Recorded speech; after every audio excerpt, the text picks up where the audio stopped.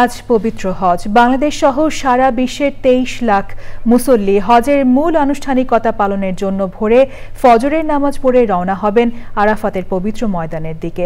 সেখানে তারা শুনবেন দিক নির্দেশনামূলক খুতবা, মোনাজাতে সবার জন্য দোয়া করবেন তারা। চকর মালিথার রিপোর্ট।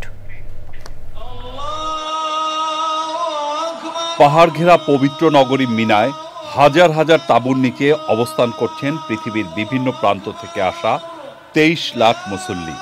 সেখানে ফজরের নামাজ আদায় করবেন তারা। তারপর আল্লাহর মেহমানরা রওনা হবেন আরাফাত ময়দানের দিকে। পবিত্র আরাফাত ময়দানেই দিনব্যাপী চলবে হজের মূল আনুষ্ঠানিকতা। আরাফাত ময়দানেই বিদায় হজে ভাষণ দিয়েছিলেন মহানবী হযরত মুহাম্মদ সাল্লাল্লাহু আলাইহি ওয়াসাল্লাম।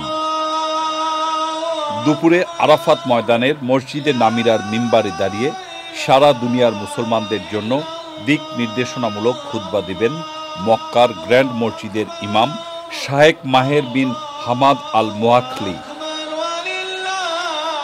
খুতবা শেষে মুসলিম উম্মার শান্তি ও সমৃদ্ধি কামনা করে করা হবে মোনাজাত।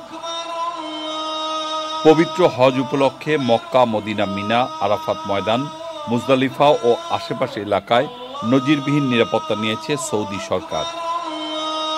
অন্য হাজিদের মতো 87,000-এরও বেশি বাংলাদেশি পবিত্র হজ পালন করতে এখন মিনায় অবস্থান করছেন।